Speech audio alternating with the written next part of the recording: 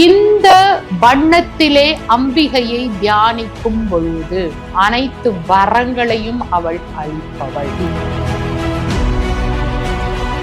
உங்களுக்கு பிடித்தமான ஒரு விஷயம் மனசுல நினைங்க வந்துடும். எங்க இருக்குது? லட்டு தட்டு முன்னால இல்ல, ஆனா உள்ள இருக்கு. இதுக்கு பேரு தாமா பஞ்ச தன்மாத்திரைகள். நம்மளுடைய மனநிலைகளை கட்டுப்படுத்த உதவக்கூடிய மந்திரங்கள் இவைகள். அனைத்து தோற்றங்களும் அவளே, அவளின்றி ஓர் அணுவும் இயங்காது.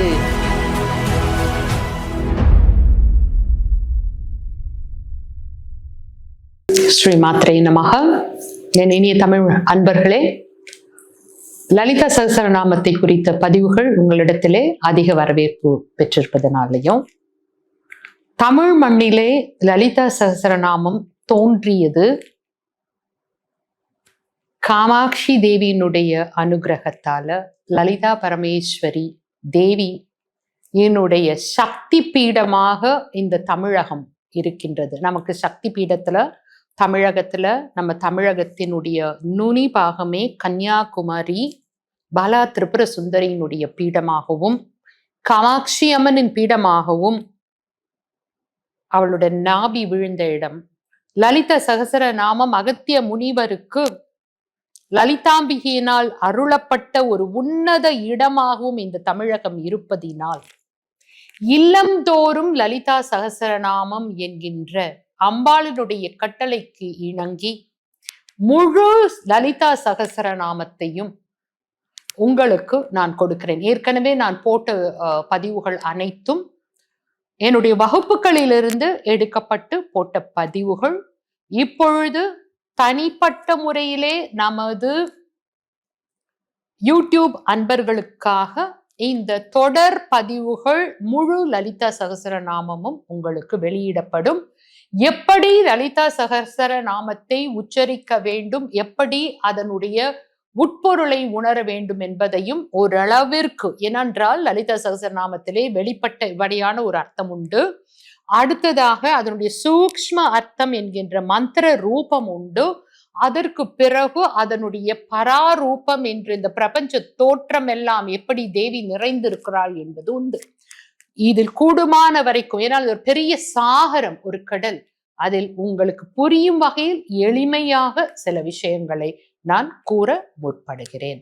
தியான ஸ்லோகங்கள் என்னுடைய முந்தைய பதிவுகள் இருக்கும். இப்பொழுது நேரடியாக லலிதா சகஸ்ர நாமத்திற்குள்ளாக போகலாம். முதல் ஸ்லோகத்தை எடுத்துக்கொள்ளலாம். எந்த ஒரு ஸ்தோத்திரமாக இருந்தாலும் பிரணவ மந்திரத்தோடு நாம் ஆரம்பிக்க வேண்டும். எனவே ஆரம்பிக்கலாம். ஓம் ஸ்ரீ மாதா ஸ்ரீ மகாராக்னி ஸ்ரீமத் சிம்ஹாசனேஸ்வரி சிதக்னி குண்ட சம்பூதா தேவ காரிய சமுத்யதா. முதல் நாமம், 3 நாமங்களை இந்த இடத்தில் சொல்லுகின்றோம். ஸ்ரீ மாதா, ஸ்ரீ மகாராக்னி, ஸ்ரீமத் சிம்ஹாசனேஸ்வரி. படைத்தல், காத்தல், அழித்தல். சிதக்னி குண்ட சம்பூதா, அக்னி குண்டத்திலிருந்து எழும்பி தேவர்களை காப்பாற்றினாள்.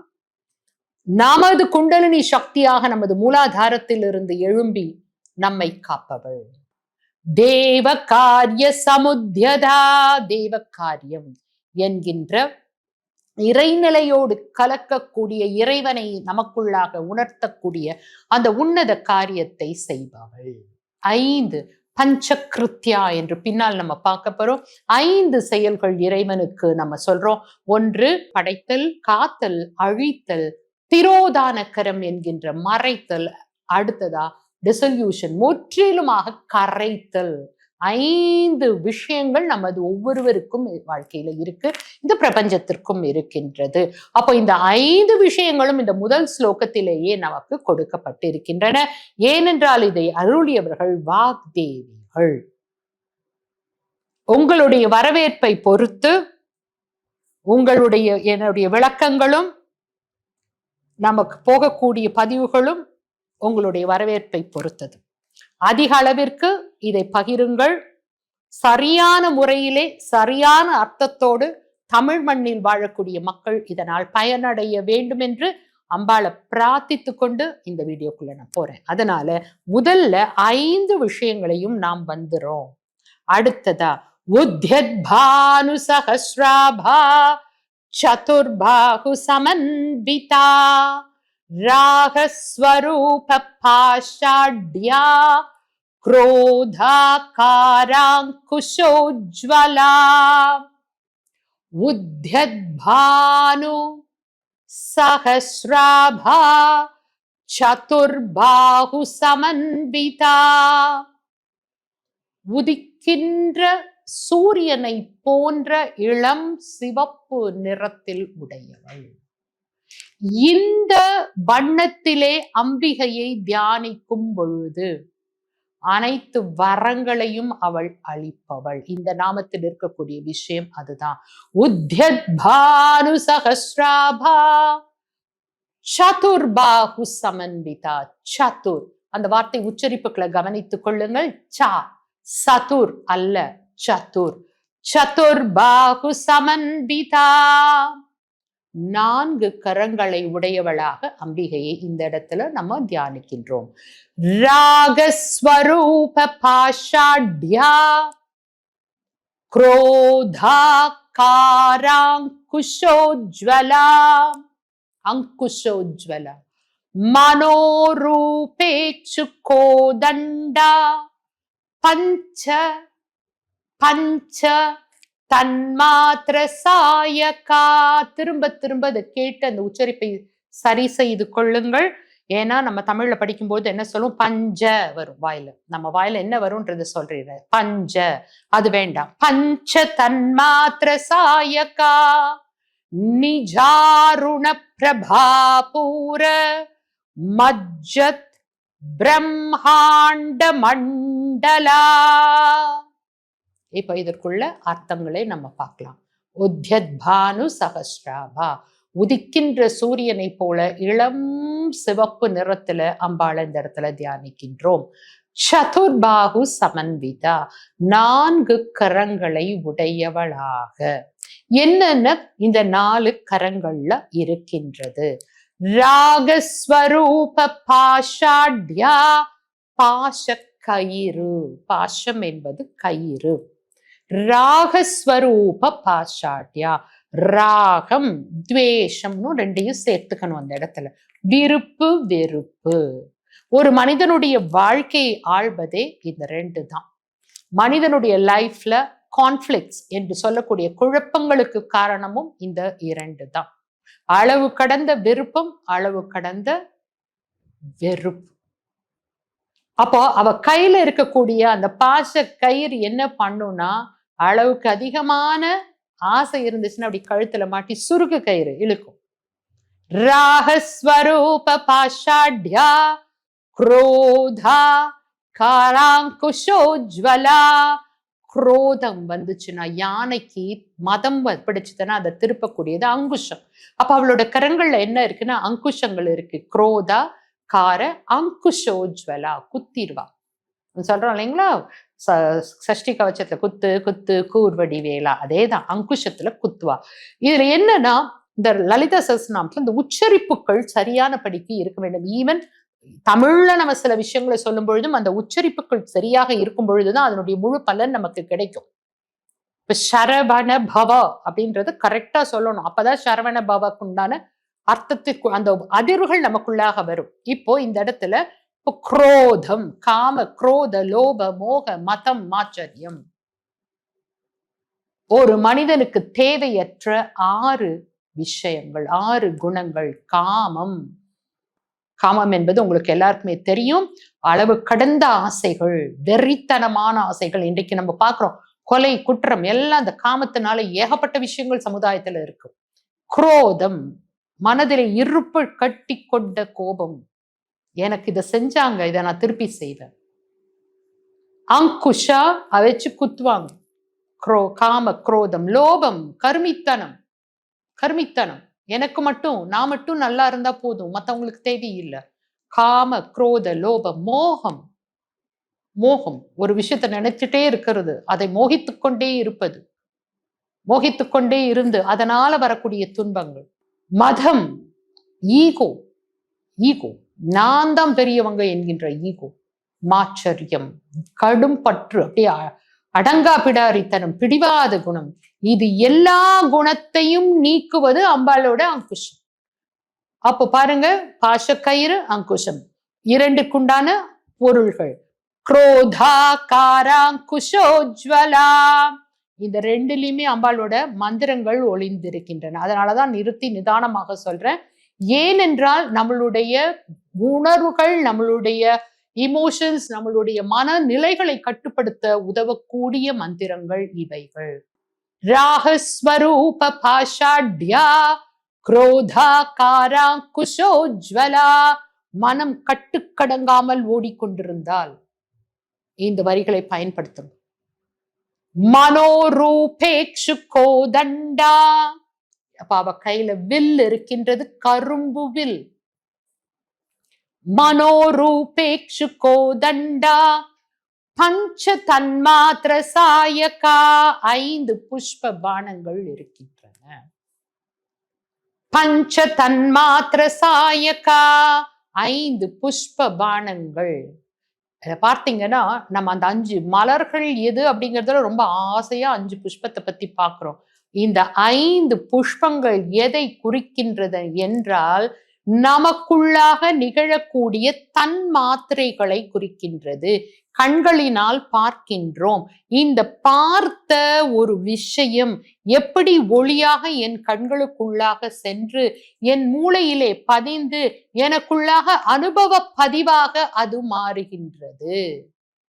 இதுதான் தன்மாத்திரை என்று சொல்லக்கூடியது, கண்களிலே பார்க்கக்கூடியது. இப்ப ஒரு தாமரை பூவை நீங்க பாத்தீங்க அப்படின்னா, இப்ப நான் தாமரைன்னு சொன்ன உடனே உங்க மனம் அந்த தாமரையை அப்படியே விருத்து காட்டுகிறது. சந்தன மனம் என்று நான் சொல்றேன், சொன்ன உடனே அந்த மனத்திற்கு மூக்குல நமக்கு ஐடென்டிஃபை பண்றோம். வேற எங்க இருந்தாவது ஒரு வாசனை வரும்போது சந்தன மனம் அடிக்குதே. அப்போ நம்ம அந்த நுகர்ந்த உணர்வு எனக்குள்ளாக மாற்றத்தை ஏற்படுத்தி எனக்குள்ளாக அனுபவ பதிவாக மாறி இருக்கின்றது. பஞ்ச தன்மாத்திரம், புரியுதுங்களா? தொடு உணர்வும் அதே மாதிரிதான். இப்ப நெருப்பை தொட்டால் சுடும், தெரியும். நெருப்பை தொட்டா சுடும், ஐஸை தொட்டா சில்லுன்னு இருக்கும். இதெல்லாம் நமக்கு தன்மாத்திரைகள். பஞ்ச தொடு உணர்வு, தோல் மீது தொடு உணர்வாக இருக்கின்றது. காதுல ஒரு ஒலி, இப்ப ஒண்ணு இல்ல, ஒரு பாட்டு கேட்கிறோம். இந்த பாட்டை கேட்ட உடனே இது பி சுஷிலாமா பாட்டின பாட்டு சொல்றோமோ இல்லையா, பழைய ஆளுங்க நாங்களா, எங்களுக்குலாம் அவங்களா தான் தெரியும். இது எஸ்பி பாலசுப்ரமணியம் ஐயா பாடின ஒரு பாட்டு. அப்போ அந்த காதுல அந்த ஒலி ஏற்கனவே கேட்டு தன்மாத்திரை அடைந்து இருக்கிறது. அப்ப நீங்க காதில் கேட்கக்கூடிய ஒரு விஷயம். அடுத்தது சுவை உணர்வு. ஒரு லட்டு, உடனே பாருங்க நாக்குல அந்த லட்டு சுவை இப்ப நினைங்க வந்துடும் இல்லைங்களா? உங்களுக்கு பிடித்தமான ஒரு விஷயம் மனசுல நினைங்க வந்துடும். எங்க இருக்குது?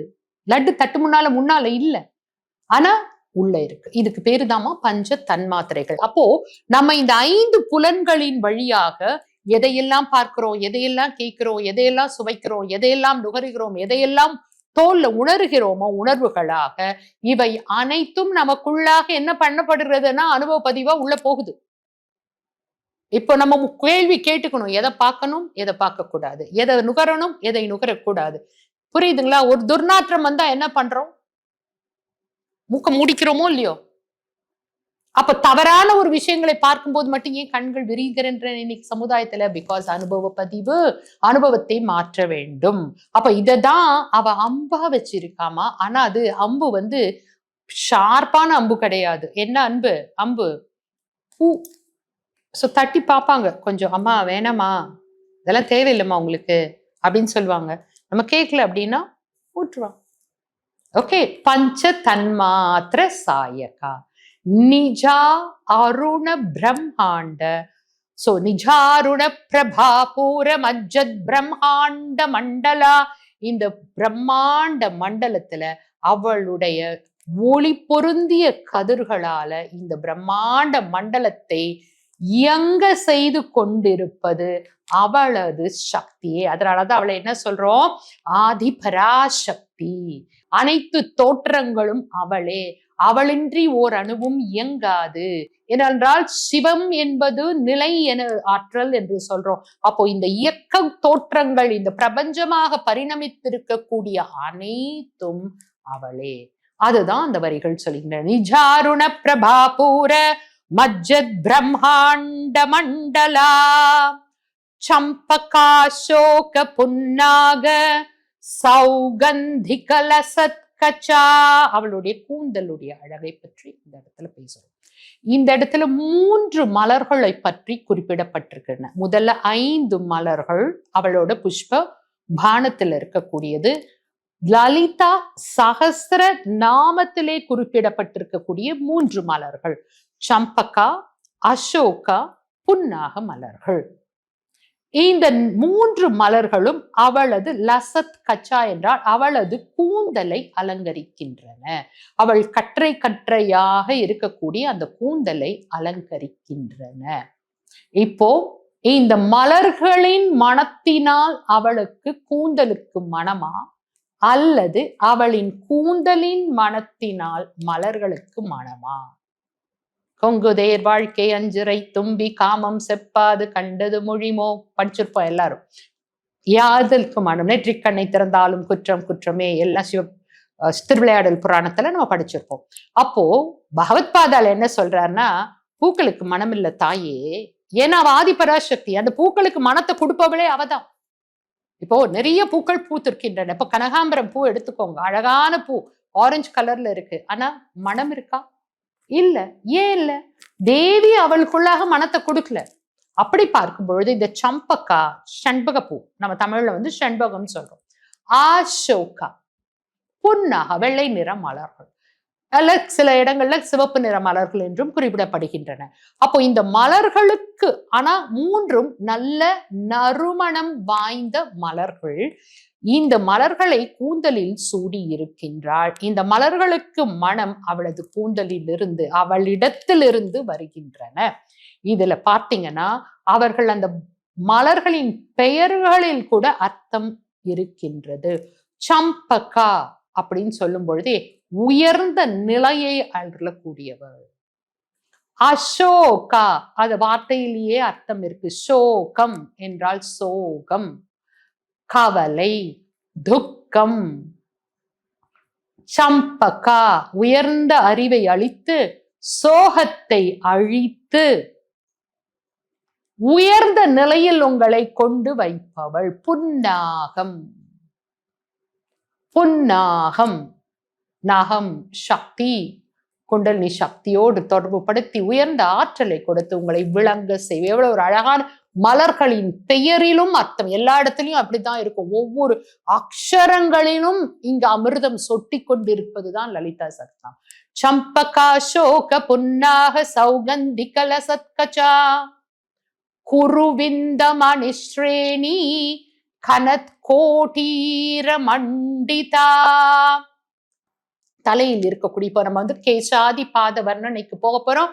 அம்பாளோட தலையில் இருக்கக்கூடிய கிரீடத்தின் மேல் தியானிக்கிறோம். அப்ப அம்பாளோட தலையில இருக்கிறது என்ன? குருவிந்த மணி என்கின்ற செந்நிறமான, அம்பாளை பொறுத்தவரை எல்லாமே சிகப்பு. அப்ப செந்நிறமான கற்கள் பதித்த, குருவிந்த கற்கள் பதித்த கிரீடத்தை அவள் அணிந்திருக்கிறாள். இந்த கிரீடத்தின் தியானமே போதும் உங்களுக்கு சகல ஐஸ்வர்யங்களையும் அருள்வதற்கு. நீங்க தனித்தனியா ஒவ்வொன்றையும் தேடி ஓடவே வேண்டாம். ஒவ்வொரு அக்ஷரத்தையும், ஒவ்வொரு வார்த்தையும், ஒவ்வொரு பெயர், அம்பாளோட பெயரையும் அதை உணர்ந்து நீங்க படிச்சீங்கன்னா போதும். உங்க வாழ்நாள் முழுவதற்கும் வேற எதுவுமே தேவையில்லை. அத்தனையும் கொடுக்கக்கூடியது லலிதா சகஸ்ரநாமம். அப்போ சம்பகா சோக புன்னா, அம்பாளோட தலையிலையும் முடியிலையும் தியானம் போறோம். புன்னாக சௌகந்தி கலசத்கச்சா குருவிந்த மணிஸ்ரேணி கனத் கோட்டீர மண்டிதா. இந்த பிரபஞ்சமே அவளுடைய கிரீடத்தினால் ஒளிர்கிறது. இதனுடைய தொடர்ச்சியை நாம் இப்போ அடுத்த பதிவிலே காணலாம். ஸ்ரீமாத்ரே நமः.